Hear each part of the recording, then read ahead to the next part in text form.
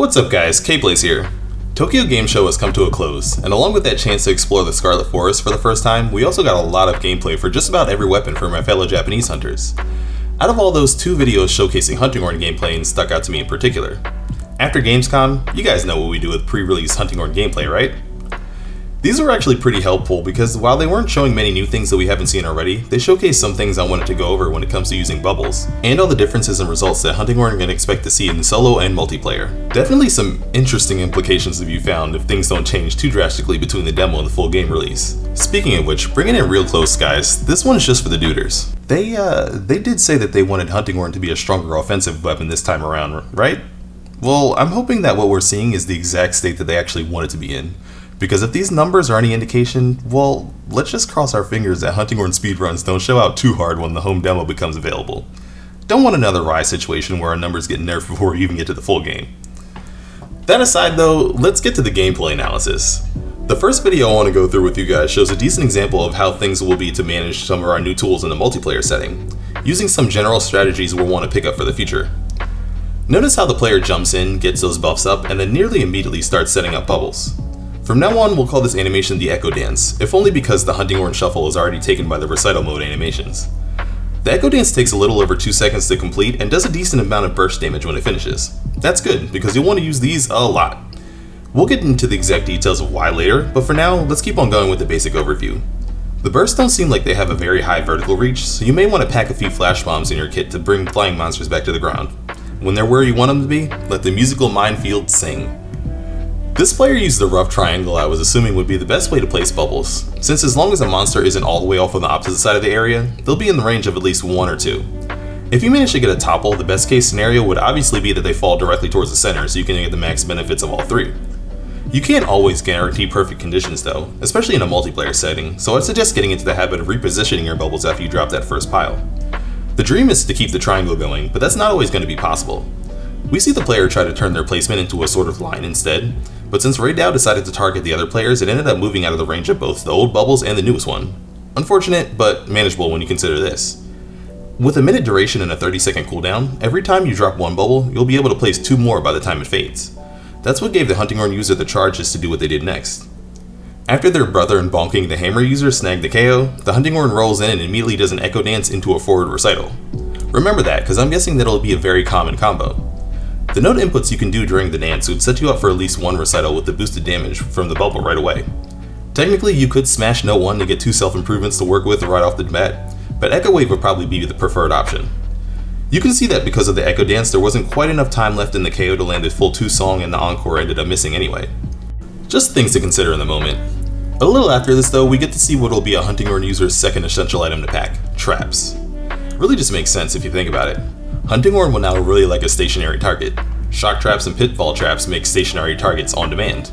Pack plenty, I sure know I will. It'll be nice for allowing your teammates to do whatever their thing is uninterrupted too. If you're not a TA speedrunner, bring traps.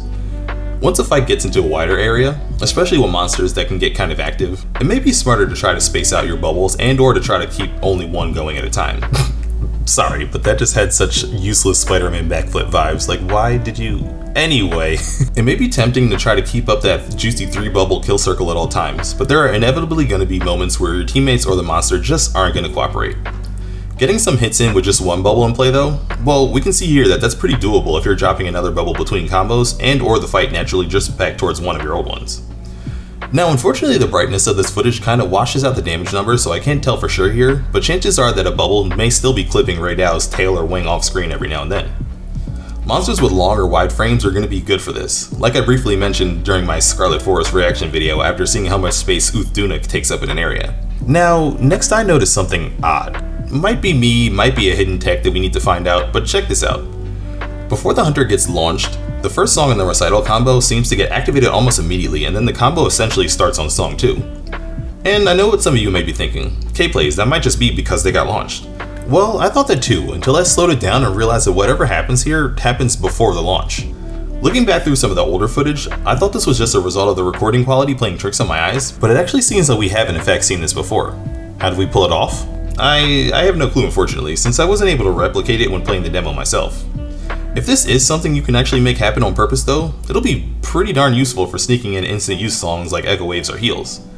We won't be able to sling out songs with every other attack like we could in Rise, but if there's a way to quick-fire songs like this, it'd go a long way. Again though, since I wasn't able to repeat it and we don't know exactly what causes this, take that with a grain of salt. It's something I'm not quite too sure about. The last thing I'll say about this hunt is that it'll pay to look out for moments where you can either use your offset melody or focus strike. The former, on top of just being a generally good attack, can stop you from eating some nasty hits sometimes, and the latter is able to be done a lot more than I realized. If you don't have wounds available, monsters will still leave themselves open to taking a hit on a weak spot, so there are moments where you'll be able to get in some big damage that you can't normally access with the rest of your toolkit. Since I'm already starting to show some of the next hunt though, let's head over to that one. I really appreciate this video specifically because it shows us some damage numbers really clearly, on top of being a great example of solo play for Hunting Horn. We needed both because now we can do some Monster Hunter math, and the results there are shocking. First though, let's talk about damage uptime.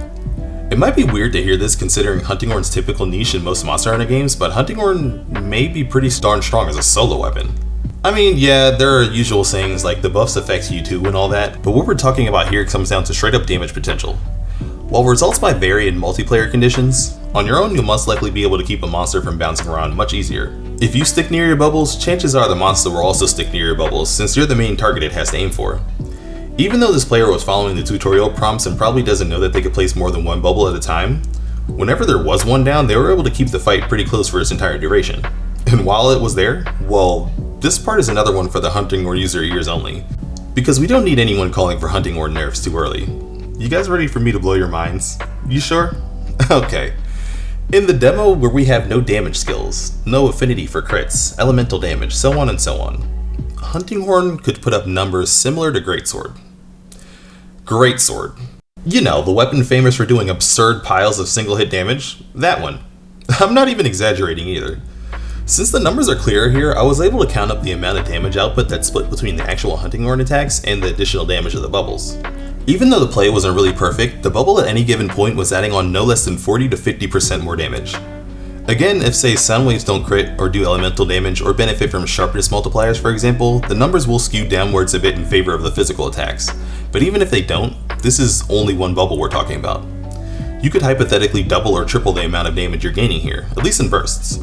You could use recitals more often than this player was to get more damage out of the larger sound waves, and hike up the non-bubble damage even further if the songs you're playing are the echo waves. They'll increase the power of your song combos a ton, as you can see by the hits between recital attacks doing anywhere from 30 to 40 damage instead of just the usual 6 to 7. And like I mentioned to you guys in the demo impressions video, you can mix in special performances for, you guessed it, even more damage. But let's get back to that first statement with some hard numbers this time. The most damage I've seen a Greatsword land on Chatacrabra with a true charge slash is 137. Compared to this encore with 3 songs behind it, well, that attack did about 82 damage, or 55 less. But remember, that was with only one bubble. With 2 or 3, it jumps to 108 and 133 respectively. Now, critical hits are going to inevitably make Greatsword pull ahead if we assume that sound waves don't crit like before, but still, just doing 4 points less than one of the strongest single hits in the game ain't half bad. And if we slap on some elemental damage on all these multi-hits, Hunting Horn could start closing the gap again. Not that the aim here exactly is for it to start beating out some of the strongest weapons in the game, it's to point out that one of its biggest issues is finally being addressed. This is looking like a way to scale the weapon up so that it can be competitive in solo settings and appropriately balanced in multiplayer settings. When it's just you and the monsters, bring them to the mosh pit and start playing those face-melting solos. They will go down. In team play, with the extra element of chaos to things, you might not be able to pull off this same setup shenanigans, but you'll still have the buffing abilities to fall back on. That said, bubbles do come with a nice carrot to dangle in front of your teammates to bring them closer to it, because on top of the damage stacking abilities they have, they also give buffs whenever the hunter's in their AoE. If we get some really good ones, like say super heal or damage reduction, or just something in general that makes hunts either really efficient or really smooth, it may become the norm for hunters to see the pretty shiny circles and do their part to play closer to them. That goes double if it eventually gets out how much potential damage the team can gain as a whole if they help their resident Hunting Horn user do their thing. Call it multiplayer symbiosis, a great mutually beneficial relationship. Will this all play out like it's looking like it could on paper? I certainly hope so. If you ask me, this could be the best way they ever approached Hunting Horn's gameplay balance and design in any game so far, and I'm ready to see how the cards fall for us Duders and Wilds. There will probably be a few more events where the demo will be available at until Capcom finally lets us play it all at home, so we might get a few more examples of the things we went over in this video. Until then, I do have some other topics I'd like to chat about for a bit on some info we've gotten and whatever we may get in the near future. Keep an eye out for those. For now though, this has been another K Plays, and I hope you enjoy the rest of your day.